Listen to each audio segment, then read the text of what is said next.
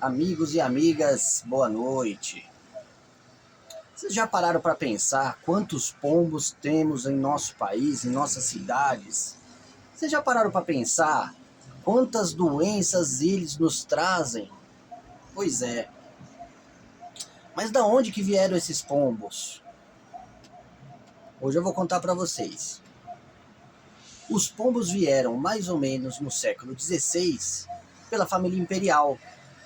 Já era uma ave que existia em abundância na Europa.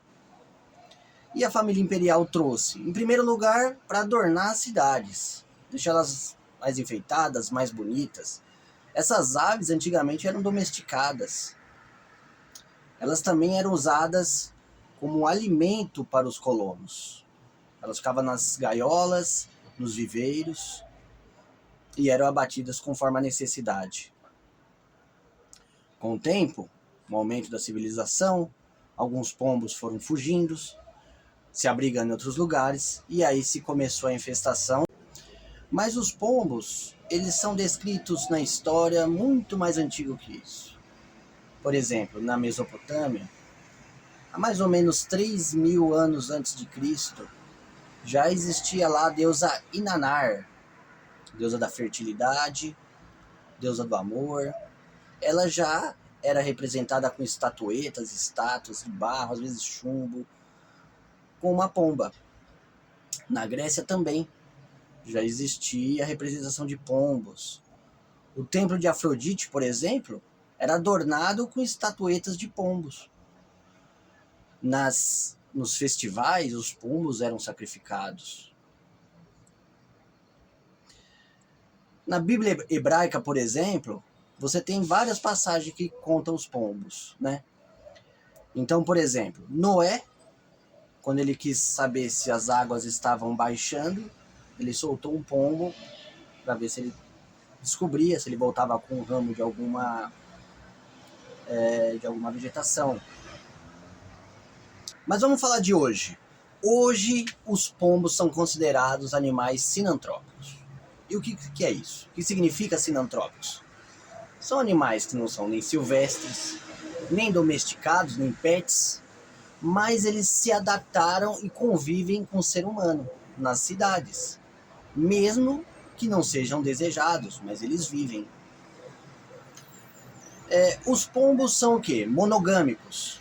Eles escolhem uma parceira, ou um parceiro, macho e fêmea, e vivem toda a sua vida no mesmo casal. Se reproduzem mais ou menos de 10 a 14 vezes ao ano. E ele vive mais ou menos de 3, 4 até 6 anos de idade. Quando ele está numa área selvagem, ele vive mais. Agora, o que faz esse aumento tão grande populacional e essa adaptabilidade que ele tem nas metrópoles? Por 3 fatores importantes. Primeiro, grande quantidade de abrigo, frestas, prédios abandonados, parques, árvores. Isso deixa ele confortável e seguro. Grande quantidade de alimento. Então, nós não temos aí um sistema de varreção legal, de coleta de resíduo legal. E esses alimentos, esses resíduos, esse lixo, eles servem de alimento para esses animais, para essas aves. E um outro fator importante, como ele não é nativo aqui da nossa região, ele não tem um grande predador. Então ele se multiplica sem ter algum predador para controlar a sua população. Agora, o problema de convivermos com essas aves na nossa cidade não é só pelo incômodo, são pelas doenças.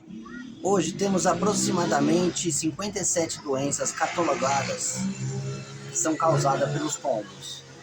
Desde alergias, micose, causada pelo contato, insetos, piolho de pombo, e até aquelas que são mais graves, meningite e criptococose, causada por fungos que se reproduzem, se proliferam nas fezes dos pombos. Aquilo a gente pode aspirar, causar uma inflamação. E se não descoberta essa doença em tempo hábil, causa até 30% de mortalidade. Agora, diferentemente de outras pragas urbanas, né? Insetos, aranhas, escorpião, ratos, os pombos não podem ser abatidos. Elas foram classificadas pelo IBAMA como pertencentes à fauna brasileira. Ou seja, elas têm abrigo na lei. Então elas não podem ser abatidas, a não ser com uma autorização expressa pelo órgão ambiental da região, municipal, estadual e federal. Então as medidas de prevenção e de controle de pombos devem ser sempre não prejudiciais à saúde dessas aves. Começando como? Evitar. Agora, como que evitamos a presença dessas aves que não podemos ter no nosso convívio? Primeira coisa, evitar facilitar a alimentação deles. Então, por exemplo, você tem um gato, você tem um cachorro, evitar deixar comida exposta, porque os pombos vão ser atraídos e vão se alimentar. A coleta seletiva, o cuidado com os lixos de frente de casa, no quintal, nas calçadas, devem ser recolhidos para que não sirvam de alimentação, para que não atraiam esses pombos. Outra coisa também, os pombos, eles procuram sempre locais para fazer ninhos escondidos e para pousar.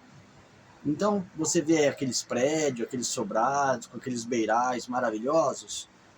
Na verdade, o que tem que fazer? Os beirais devem ter um ângulo de 60 graus para que eles não consigam pousar lá. Eles vão procurar outro lugar. Deve ser utilizado também telas, igual essas daqui que está aqui atrás, para evitar que eles passem. Barreiras físicas mesmo. Um outro equipamento muito utilizado pelas empresas controladoras de pragas são as espículas. Espécie de alguns espinhos que você vai colocar no beiral ali onde os pombos podem pousar ou estão pousando, para evitar que eles consigam pousar. Ou até alguns tipos de produtos químicos atóxicos. O mais famoso é o gel repelente de pombos. Então eles vão pousar, aquilo vai incomodar eles, não vai ferir, não vai prejudicar eles, mas eles não vão voltar lá. E outras medidas também. Evidente que exige uma manutenção. Então tem produto que vai durar 1 ano, tem produto que vai durar 2 anos, tem técnicas que vão ser mais eficazes, outras menos eficazes. Para cada lugar tem uma maneira certa de você prevenir.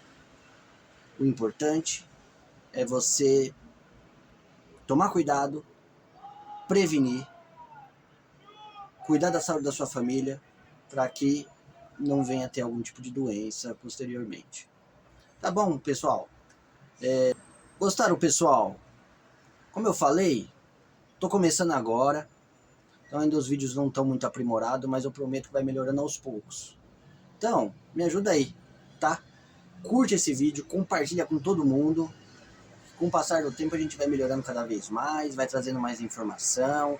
Se vocês quiserem algum tema ligado à química, ligado a controle de pragas, manda pra mim, que se eu não souber eu vou buscar e a gente vai gravando alguns vídeos. Pessoal, boa noite, obrigado aí, tudo de bom pra vocês. Um grande abraço.